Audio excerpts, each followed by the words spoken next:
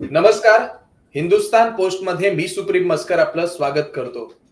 मुंबईसह संपूर्ण महाराष्ट्रात ज्या टोरेस गुंतवणूक घोटाळ्यामुळे हजारोंची फसवणूक झाली, या घोटाळ्यात आतापर्यंत काय उघडकीस आले, किंबहुना या घोटाळ्याचा तपास कुठवर पोहोचलाय, या सगळ्या गोष्टी आज आपण या व्हिडिओच्या माध्यमातून जाणून घेणार आहोत. आज आपल्यासोबत आहेत हिंदुस्तान पोस्टचे क्राईम रिपोर्टर संतोष वाघ सर. सर नमस्कार. सगळ्यात पहिलं आपलं व्हिडिओमध्ये स्वागत. नमस्कार सर. आपण मागच्या व्हिडिओमध्ये टोरेस घोटाळ्या संदर्भात बरंच काही बोललो होतो. मात्र आता हा टोरेस गुंतवणूक घोटाळा आणि त्याचा तपास हा कुठवर आलाय, कुठल्या टप्प्यावर आलाय, किती गुंतवणूकदारांनी आतापर्यंत तक्रार दाखल केली आहे आणि पोलिसांनी किती रोकड आतापर्यंत जप्त केली आहे? मस्कर, आपण गेल्या वेळेस व्हिडिओमध्ये सांगितलं होतं की हा तपास आर्थिक गुन्हे शाखेकडे वर्ग करण्यात आलेला आहे आणि आर्थिक गुन्हे शाखेकडून आता खूप जलद गतीने हा तपास सुरू झालाय. आणि गेल्या गुरुवारी यांनी 6 ठिकाणी छापेमारी केली.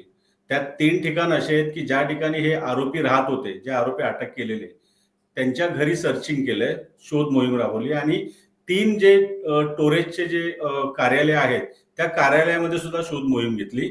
त्यावेळेस पोलिसांना 3 करोडच्या आसपास रोकड सापडली आहे आणि काही कागदपत्रे सापडली आहेत आणि टोरेस कंपनीच्या संबंधित जे स्कीमचे काही पॅम्पलेट्स वगैरे आणि खडे सापडले, दागिने सापडले, जे मौल्यवान नाही म्हणता येणार पण असे काही त्यांना दागिने वगैरे सापडले, तर ते जप्त करण्यात आलेले आहेत आतापर्यंत. आणि 3 आरोपी आता पोलिसांच्या ताब्यात आहे. तपासाची व्याप्ती, गुन्ह्याची व्याप्ती मोठी असल्यामुळं तपास करण्यासाठी पोलीस आर्थिक गुन्हे शाखेचं विशेष पथक गठीत करण्यात आलंय आणि हे पथक सध्या पूर्ण महाराष्ट्रभर आणि तपास करत आहे. मुळात मुंबईमध्ये 6 ठिकाणी यांचे 3 ऑफिसेस होते. एक होतं ओपेरा हाऊसला ऑफिस होतं, दुसरं ऑफिस होतं त्यांचं NM जोशीच्या हद्दीमध्ये म्हणजे लोअर परळला, आणि हे मुख्य कार्यालय दादरचं. हे मुंबईतले 3 कार्यालय. आरोपी जे आहेत, आरोपी एक राहणारे आहेत डोंबिवलीची आणि एक आरोपी जो आहे मेन संचालक, जो संजय आपण सर्वेश सुर्वे हा जो म्हटला होता, तो डोंगरीच्या उमरखाडीमध्ये राहणार आहे आणि दुसरी एक महिला आरोपी जी आहे ती कुलाब्यात राहणारी आहे. आता ह्या तिघांनाही पोलीस कस्टडीमध्ये, आर्थिक गुन्हे शाखेच्या कस्टडीमध्ये आहेत आणि तपासाला बऱ्यापैकी वेग आलेला आहे. बरोबर सर. आता या संपूर्ण प्रकरणामध्ये हा घोटाळा उघडकीस आल्यानंतर जर आपण आता बघितलं तर काही माध्यमांनी आणि वृत्तसंस्थांनी असं सुद्धा सांगितलं की 6 महिन्यापूर्वी सरकारी तपास यंत्रणांना या घोटाळ्या संदर्भात कुणकुण लागली होती. मात्र मग त्यावेळी काय तपास करण्यात आला, काय कारवाई करण्यात आली किंवा काय ऍक्शन पोलिसांकडून घेण्यात आली होती? होय, खरं आहे हे की 6 महिन्यापूर्वी शिवाजी पार्क पोलिसांनी टोरेस कंपनीच्या व्यवस्थापकांना समन्स पाठवलं होतं. त्याच्यानंतर ऑक्टोबर महिन्यामध्ये आयकर विभागाने सुद्धा त्यांना चौकशीसाठी हजर राहण्यासाठी समन्स पाठवलं होतं. तिसरं नवी मुंबई पोलिसांकडून सुद्धा त्यांना समन्स पाठवण्यात आलं होतं, ते होतं नोव्हेंबर महिन्यात. आता या तिन्ही सरकारी तपास यंत्रणा ज्या आहेत यांनी तिघांनीही यांना समन्स पाठवले होते. त्यात सर्वात अगोदर समन्स गेलं होतं शिवाजी पार्क पोलीस स्टेशनचं, म्हणजे जून महिन्यामध्ये गेलं होतं. पण जून महिन्यामध्ये समन्स गेल्यानंतर शिवाजी पार्क पोलिसांनी त्या समन्स नंतर काय केलं, त्या व्यवस्थापकांना बोलवलं, त्यांची चौकशी केली, त्यांची कागदपत्र तपासली का, ह्या गोष्टीचं उत्तर अजूनपर्यंत पुढे आलेलं नाही. तर यासाठी आता वरिष्ठ अधिकाऱ्यांनी एक चौकशी ठेवली आहे, जी सहाय्यक पोलीस आयुक्त या प्रकरणाची चौकशी करणार आहे आणि जे संबंधित अधिकाऱ्यांनी समन्स पाठवलं होतं त्या अधिकाऱ्याकडे चौकशी करण्यात येणार आहे. बरोबर. आता या संपूर्ण प्रकरणामध्ये ज्या आरोपींना अटक झालेली आहे, त्या अटक झालेल्या आरोपींची किंबहुना जे आरोपी परदेशात पळून गेले, या आरोपींची नेमकी पार्श्वभूमी काय होती? याआधी त्यांनी असा काही गुन्हा केला होता का किंवा अशा काही कारवायांमध्ये त्यांचे हात होते का?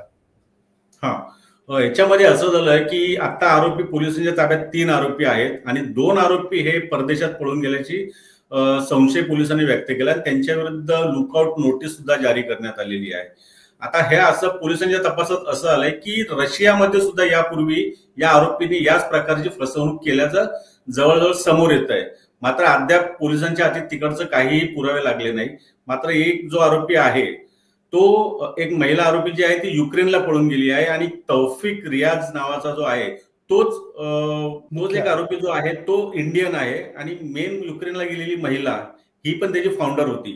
आता हा जो तौफिक जो आहे तो भारतात आहे का युक्रेनमध्ये आहे हे पोलिसांना अजूनपर्यंत काही कळू शकलेलं नाहीये, पण त्याचा तपास चालू आहे. यांची पार्श्वभूमी अशी की हा एक जण संचालक मंडळावरती जो होता सर्वेश सुर्वे, हा एक मोबाईल ऑपरेटर म्हणून, सॉरी, आधार कार्ड ऑपरेटर म्हणून काम करत होता.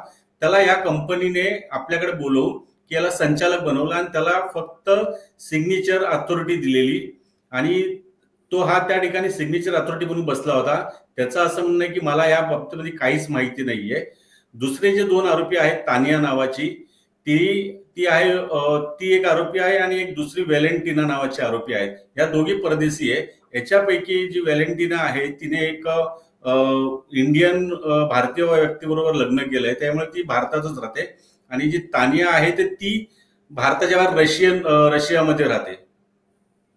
बरोबर सर, आता या संपूर्ण प्रकरणामध्ये जे गुंतवणूकदार होते, ज्यांनी आपले पैसे गुंतवले होते, आता या संपूर्ण प्रकरणाचा जो काही तपास होतोय किंवा जो काही पुढे माहिती येते, त्यामुळे हे गुंतवणूकदारांना पुन्हा त्यांचे पैसे मिळतील का, किंवा त्यासाठी संपूर्ण कालावधी किती लागेल, काय प्रोसेस असेल? सुप्रीम, आतापर्यंत बघा हे सगळं जे आहेत म्हणजे गुंतवणूकदार आहे, अजूनही गुंतवणूकदार येतात, तक्रारी दाखल करतात, त्यांच्यासाठी एक विशेष सेल ओपन करण्यात आलेलं आहे. त्या सेलकडे जाऊन यांच्या लेखी तक्रारी आणि यांना जे देण्यात आलेलं प्रमाणपत्र होतं किंवा रिसिप्ट होती, ती रिसिप्ट लावून हे लोक तक्रारी दाखल करतात. काल जेव्हा आर्थिक गुन्हे शाखेकडे कमीत कमी 400 तक्रारदार आर्थिक गुन्हे शाखेकडे आले होते आणि शिवाजी पार्क पोलीस स्टेशनकडे जवळपास 1,500 तक्रारदार कालपर्यंत आले होते. आजची आकडेवारी सुद्धा अजून बाहेर येणार आहे की अजून आज किती आले होते, पण जवळजवळ 5 ते 6,000 तक्रारदार आतापर्यंत आले आणि तक्रारदारांचा अजूनही अर्ज देणं सुरूच आहे.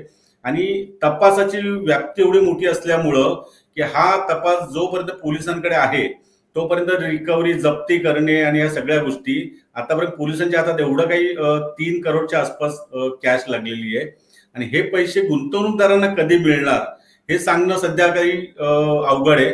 पण हे न्यायप्रविष्ट असल्यामुळे न्यायालयात गेल्यानंतर पुढे न्यायालय याच्यावर काय निर्णय घेते तेच सांगू शकतील की यांची रिटर्न्स कधी मिळतील नाही. बरोबर सर, या संपूर्ण प्रकरणामध्ये जे काही तक्रारदार होते त्याच्यातले काही तक्रारदारांनी कोट्यवधी रुपये या स्कीम मध्ये गुंतवले होते, तर ह्या प्रकरणामध्ये हे जे तक्रारदार होते यांची काही चौकशी होईल का, किंवा त्यांनी इतके पैसे कुठून आणले ह्या संदर्भात काही चौकशी होऊ शकते का?